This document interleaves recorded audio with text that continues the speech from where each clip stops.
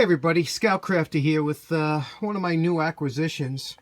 This is a vintage Monarch Vise. It's a number 215. Well, they say over here it says 215, 216. But we're going to take this apart. We're going to lube it up, clean it up, and see what we can do with it. Nice little vise. Expecting this thing to be from the 30s or so, but we're going to check it out when we take it apart. So let's get going. Step one, vise is apart. Came apart very easily. There's only that one cotter pin holding that Acme threaded screw into the housing of the top part. That's the dynamic jaw, and this is the static jaw. And I see no repairs. Everything looks good. As far as taking the jaws off, they have removable jaws. And you can see over the years, you know, some paint and gunge in there. So it's always scary. I heard some rumors about this vise being the jaws might be a little difficult to take off and on. So we're going to see what we're going to do because they line up good. I don't know, if I have to, but we're going to take a dental pick, get in there and see if we can get some of that gunk out of there. And we'll be back. How great is this, using my great-grandfather's vise to help fix this this new vise. New, 1932, I think the date stamp on the arm says. So I took a dental pick and I went around the area of the screws and to check it out. And then I took my biggest screwdriver just to see if they would go. And these things are in there solid.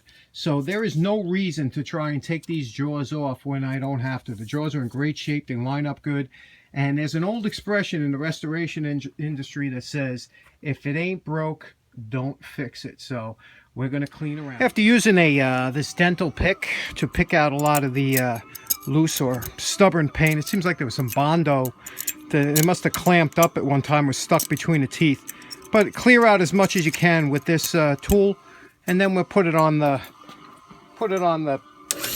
bench wheel. And luckily this is light enough that I can get in here and going with the grooves of the teeth on the vise, back and forth, a little bit of pressure. You could see makes quick work, and then you reverse it and go the other way on the other grooves, and it makes quick work of getting the rest of what you missed out of there. So we'll just finish up the rest of that using that, removing much of the again, this is a lighter vise. I'm able to handle this around the bench winder, or I have a portable wire brush on a drill to get in what I can. But you can see here, like this area here, I started doing half, and just by slightly going down here, this leaves a lot of the original patina on and takes off some of the paint, whereas you don't get that when you do a dip in a electrolysis bath or something like that. It takes everything off. But this will leave a lot of the patina, and this is as if you just cleaned to give it a good cleaning. You can see here, and we're not finished yet. We'll keep moving. The lead screw is always a very rewarding part of the project because it comes out usually pretty well. A lot of this is tarnish from hand, so we'll see what it looks like as we give it a quick brush. Leaving the handle here so you can spin it. We'll do the ball like this and work our way around.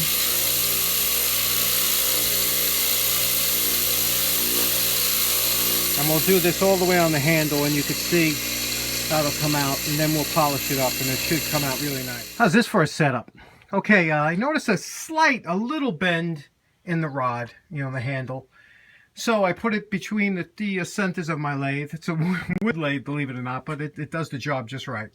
Now, if you notice here, I'm going to try and show you the dial into. As I spin the handle, you could see that it's out about, I guess 80 thousandths or so. Anyway, but it's a noticeable bend for the eye. So I'm going to get the high spot. By going back and forth, I'll get the high spot, which should be about right there.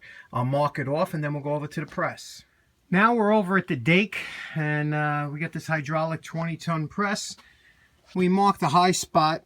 As you can see, that's the high spot. We're going to take the ram down, press it down a little bit, and see if we can't level that out. Applied about a ton of pressure. Not much pressure at all. And it looks like we have it pretty. Now we got to go past straight to get that bend straight. So what we're going to do is we'll put it back on the dial indicator and see what okay, after fiddling around with it, we got it down to about, I guess, about 10 thousandths or so. And that's, believe it or not, that's really pretty much more than the eye could pick up. So we're going to call this done, and we're going to go next. Step is we're over at the slop sink, and we have the parts here. and we are going to drop them in some hot soapy detergent, anti-degreasing detergent, and the parts that we cleaned up already, we'll get into the other parts and let these things soak for about 20 minutes. After the soak and scrub with one of these brushes, we got all the dirt and grease and grime off and everything. It's ready for paint. We gave it a good alcohol bath. We scrubbed off any other specifics. This won't get painted because this is the slide, but all this casting will be painted here along with the lion head and the Monarch, but we don't want to paint too thick that it covers up the details. But we'll paint here. The jaws came out nice. The lead screw looks good. The only thing is that there's a spindle bushing, or here, spindle washer, whatever it's called, it's supposed to go in there. And if you see, there's play there. Now, I know they didn't come from the factory like that. You don't really notice it when it's together, but I'm going to have to make up some kind of bushing on a lathe to just fill that in. So let's get this primed and we'll get it ready. Okay, we're ready for paint. I taped everything up, made a little bushing for the spindle, and we're ready to go. Using some bullseye shellac. This is great stuff if you've never used it before, but they used to use that years ago to coat tools, and that's my primer coat. So if I decide on what color I'm going to make it, or clear, whatever I do, that's the primer coat. It dries quick, it's alcohol based, and we'll see what happens tomorrow, how I feel. That's it for tonight. We are ready for paint, and a real important thing that you should do is always immerse your spray paint in hot tap water right before you paint it, and also keep your parts warm. Now that the vise is painted with 2 heavy coats of enamel paint, I will let this, or more or less, oven bake. This is my furnace. It gets about 150 degrees. I'll put that box on top of the vise and let it bake for a few hours. Okay, now that we have the vise baking, the paint baking, we're going to start on the spindle, on polishing the spindle. This is came out really nice as far as rust removal, straightening out the handle. It's very smooth. Acme threads are all in really good shape. We'll lube them up with grease later on when we put them in, but right now we're going to polish this area here. What we do is we have a pretty stiff buffing wheel. We're going to use some compound.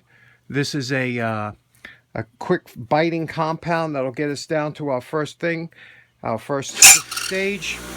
Now how we do it is we apply a little compound to the wheel, and then we touch the wheel to the spindle to the wheel, not putting too much pressure, but letting a little heat build up, and you could see what happened. You could see how, and then usually just turning it back and forth will bring out that shine to it. So we'll work on this. This is always an enjoyable part of any restoration project, because this came out pretty nice. It's polished now that it's performs well. It has a nice luster to it, and it looks like, like there's been thousands of uses on this thing, which there probably has been. So okay, we're going to get ready to put reassembly. Well, we're all painted up, assembled, lubricated, and this is the end of the project. And I have to tell you, this is always a good end. When it's 4 in the morning and you've been working for a while. I painted up the lettering on the side. The paint came out really nice. As you can see, it didn't pay to take those jaws off at all. Thank goodness we didn't do that. The spindle came out really nice and works really well. Everything on the vise works terrific. It's just overall, I'm really happy with the project. It works fantastic, as expected. All lubricated and polished up. You could see the jaws are in really nice shape. I don't think this vise was ever really, used or abused at all. And it was a fun project. And hopefully, I'll get this in focus. Hopefully this vise will last another 80 or 100 years. Anyway, that's the restoration of this Monarch 215. And I hope you enjoyed it. And thanks very much for tuning in. All right, take care now.